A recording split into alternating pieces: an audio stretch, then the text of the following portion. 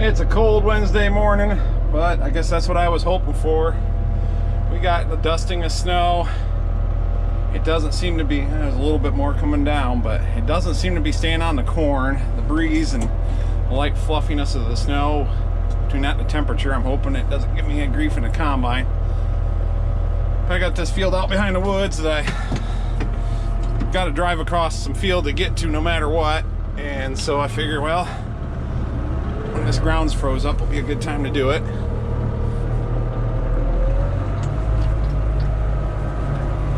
Do 155 started up good. I plugged it in for about a half hour between that and preheating it. Fired up on the first try.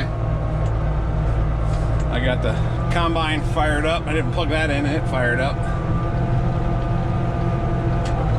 Got that running and starting to warm up while I'm driving this out back to park it out behind the woods.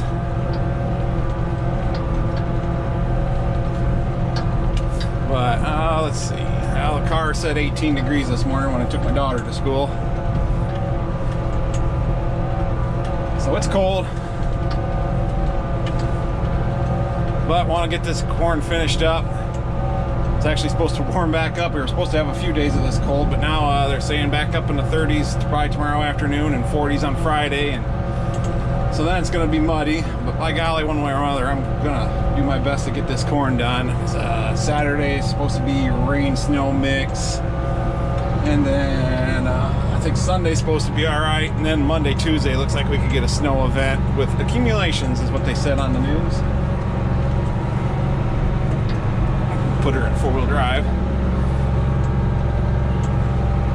might as well, because where we're going we don't need roads. I'm cutting across the wheat field, but like I say, hopefully everything's frozen up nice and solid. It's either that or go down the road and down another road, end up going almost a mile, and then still having to come quite a ways, about the same distance across the field from the other side. So I guess if I end up with a couple of tracks in the wheat field, so be it. But this is the shortest route, and they got salt on the roads too, so I don't really want to be going down them and getting that stuff on my equipment.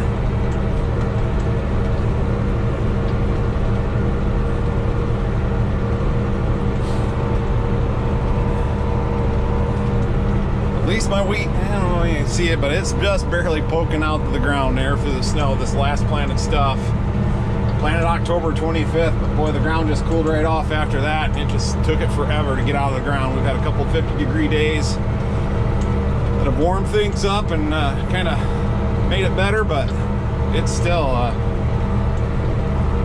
who knows, maybe I'll be ripping it up in the spring and putting it in something else. The majority of the wheat got up good, but these last, I don't know, 15, 20 acres here just barely got out of the ground, but I've had it like that before and it'll still make good wheat. So after harvest is done, then it can snow. We get a good snow cover and that helps protect the wheat from the harsh cold. I've actually had some of my cover crop oats make it through the winter if we've got a good enough snow cover. Without snow cover, oats just don't stand a chance of surviving the winter up here. I didn't know until recently that some guys plant them as a winter crop down south, Carolinas and that area, plant them in the fall and they make it through the winter. But if the ground don't freeze, oats will survive, so I guess that's probably what it takes. At the moment, we're not leaving any kind of tracks or dents, so I think she froze up pretty good overnight. We had rain and 50 on Monday, so that kind of got everything a little soggy again. Not a obnoxious amount of rain, but you know, enough to make mud again. I'll walk back up. By then the combine should be warmed up some. When it's really cold like this, the book calls for it and I do it. I put the transmission in neutral and let it push the propulsion stick ahead just a little bit so it can circulate some oil and start warming it up.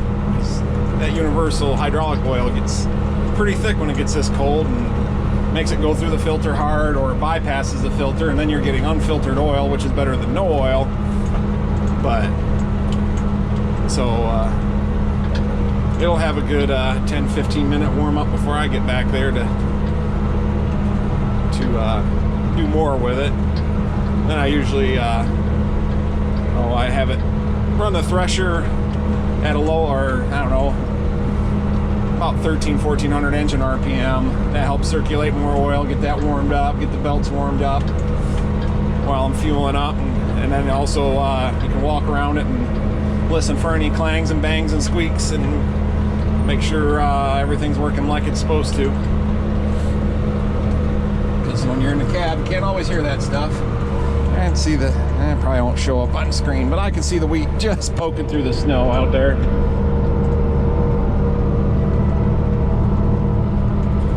This is the very first corn I planted. I think it was May 5th. And it's standing very well. It's a 108-day corn right here. Guess it's kind of fitting, the first in, last out. I don't know, but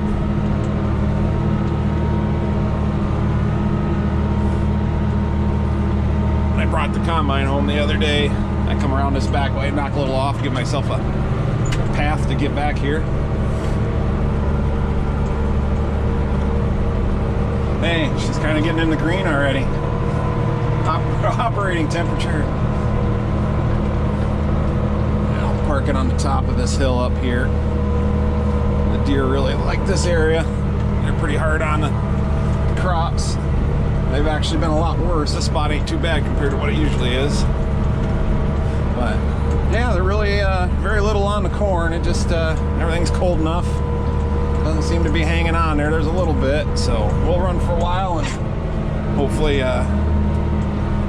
have some good luck with snow going through the combine.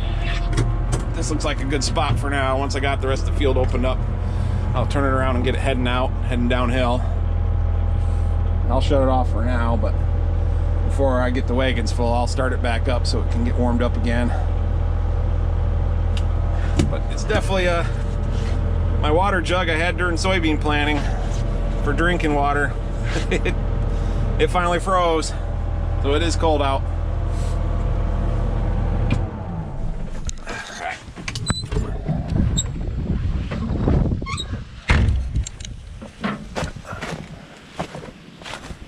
Yeah, for those of you that aren't familiar with this is deer damage here. Take my glove off so I can do this a little better. The deer will eat the kernels right off the cob and leave everything else standing, whereas a raccoon will pull the plant down to the ground where it can get to it because it ain't tall enough to reach the ear. Yeah, see, there's another one. And I guess even turkeys, which we've gotten a lot of turkeys, the population on them has exploded in the last 10 years. They will, I didn't realize it, and a good friend of mine didn't until he saw it happen himself. They'll fly up on a stalk and knock it down to the ground where they can peck at it and eat it. So turkey damage and coon damage look a lot alike.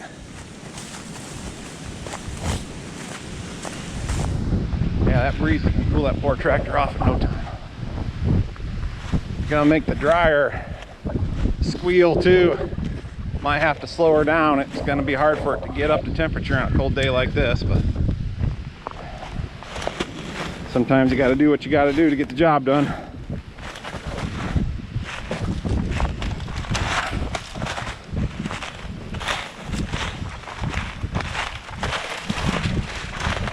Nice little woods here. We were just talking recently why they never cleared it and farmed it, but it is some steep, abrupt hills in it. It's sandy. And then we figure probably, you know, back in the day when they were homesteading and all that good stuff, you always had to have a wood lot, so you had wood for firewood and lumber. And and it brings us money in every now and then. It's been a little over 30 years since we've had it logged off. It's really getting where it needs to do it again, or have it done again to be managed right.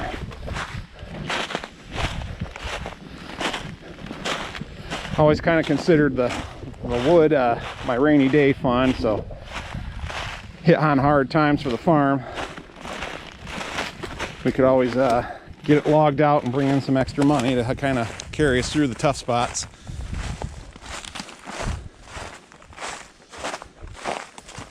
But you also, if you're gonna have good lumber, you got to manage it right. Take certain ones out. And, oh, there's a forester in the area. I need to get with him.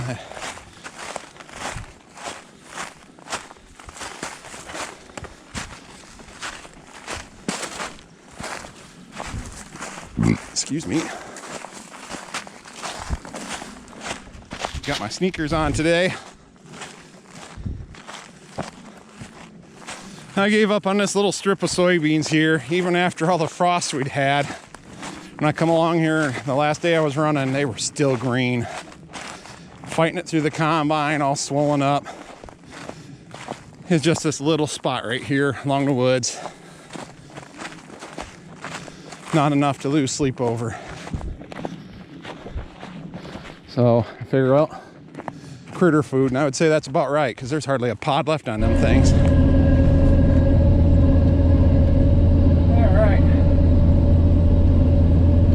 Strip some layers. It's good for outdoors, but now the heat's on in the cab. Whew, it's getting warm.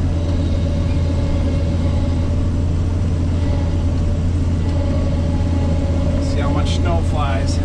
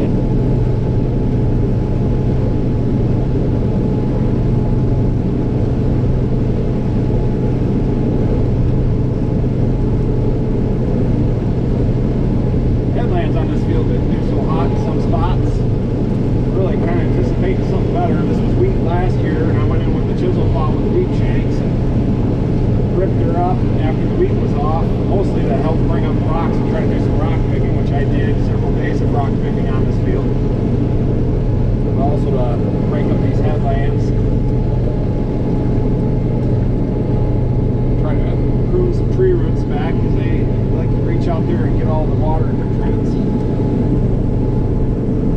This is where I would have to come in if I didn't go around the other side of the woods, all the way back here, ways down the road, and with road salt and stuff, and frozen ground. Neighboring, what was a neighboring dairy farm, they've since rented their ground out. I've had dairy for over 10 years, so around 10 years. There aren't too many left in our county, dairy farms. They were one of our best customers. I guess being that close to the dealership. Good people. Big ranches.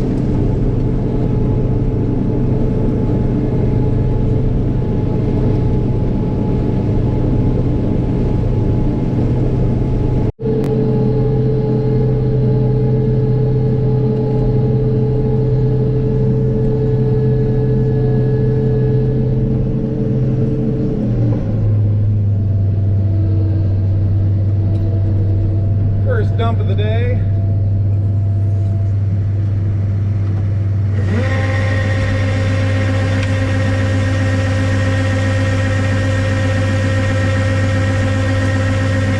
Go take a look and see if the sieves are getting any snow buildup on them.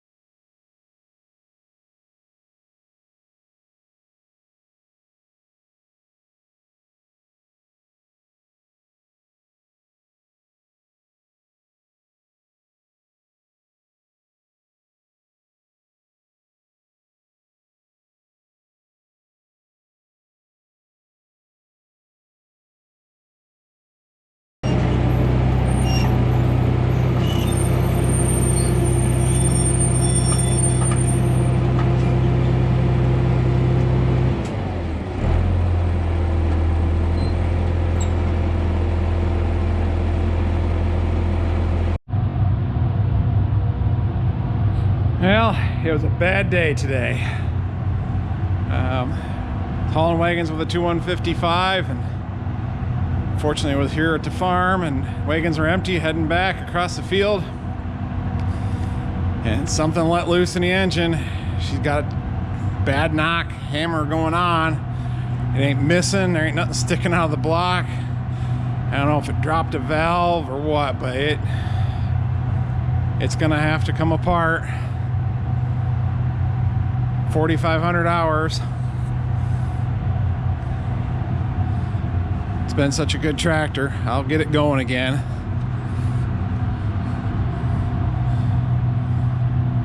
But it's nice to have the front wheel assist, but put the 6125 back on the wagons. It's the nice thing about having a bunch of tractors is there's always a backup plan. But kind of bummed out. I suppose these things happen. I can't say I've ever had one. I mean, we've owned this since it was new. Can't say I've ever had an engine give up before. It actually seemed to be running all right. It just making a god-awful hammering noise. Kind of sounds like it's in round number 5. So, but I was able to drive it in here. Figured the damage was done at that point. But I guess now I've got a winter project and you guys can see the inside of a Hercules engine. So that'll be coming up in future videos. And at least I got another cab tractor, so I'm not having to hop on Herman to haul wagons. I like using them, but when it's in the teens outside, that's a little cold. I bet I'd have to keep them running. He'd cool off, not want to start. So, well, I'm gonna go walk out and get my wagons. It's dark.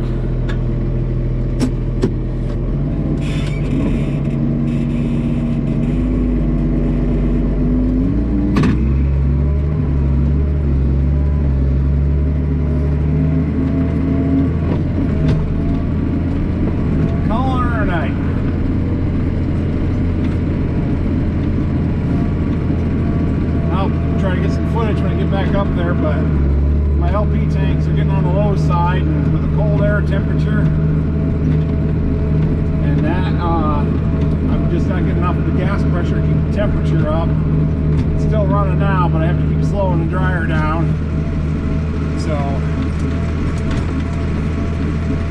get some more gas in tomorrow, but with this cold temperature, just getting less and less efficient as it gets colder. So I got what I was hoping to get done today, this field behind the woods and some of those longer rows.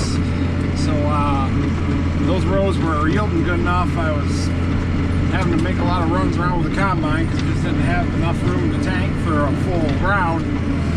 So I split the field, did some short rows off from the back end here where I could get to it, and now it's just right. I can work off the road end and make the complete round and not have to be coursing around all the time. We're running back and forth with the combine. So it's supposed to be warmer tomorrow, get up in the 30s, the dryer will work better. It'll probably get muddy, but I can park the wagons right by the road where they'll be easy to get going and everything. So tomorrow will hopefully be a better day. Hopefully it'll be the last day of running corn this season. Hopefully nothing else goes wrong.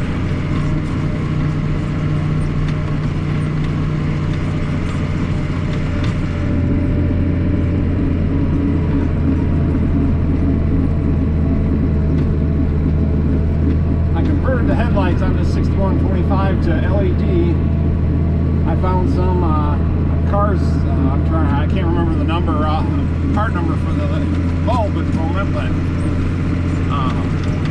some cars use that same bulb that they used in this. It was a removable bulb, the lens and everything stayed in there, and I got online and was able to find an LED equivalent on eBay, and tell you what, it's a lot brighter than what was on there. Been thing about replacing the rest of the lights with LEDs, it's kind of torn. I mean, there's nothing wrong with them, and overall they do an adequate job. They also draw a lot of amps, so sometimes like when we're hauling wagons after dark, you let the tractor idle while you're dumping, the alternator starts falling behind, and that's hard on that. Because replace them all with LEDs, it can really decrease the draw.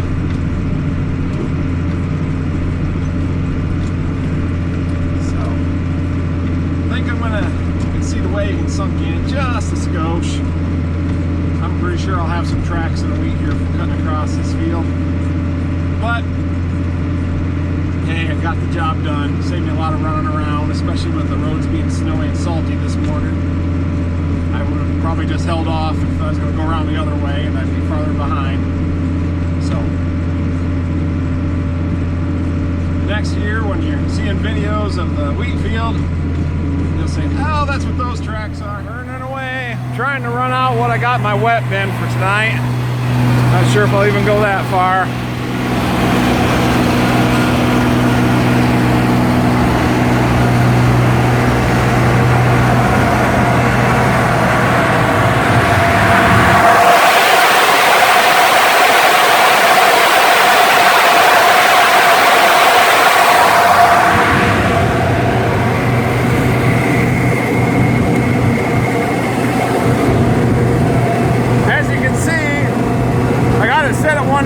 But with the cold air, it takes more to heat it up, and then LP tanks can't make as much pressure, so I'm just not getting enough gas. I got my valve opened up.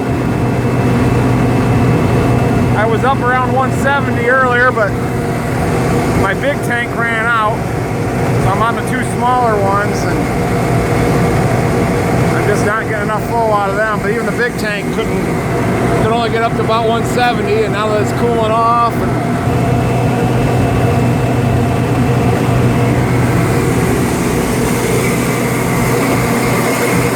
let her go for a little while longer. I'll be able to run some in the morning and fill my wet bin up before firing the dryer up, and that'll give the LP guy a chance to get here. See how this tank's doing. 20% here. So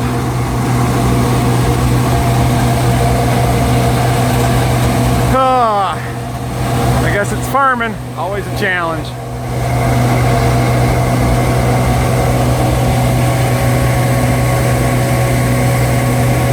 I'm gonna go inside and get myself a bite to eat while I'm letting this dry some more corn. But appreciate everybody watching, and appreciate everybody watching. Thanks for tuning in.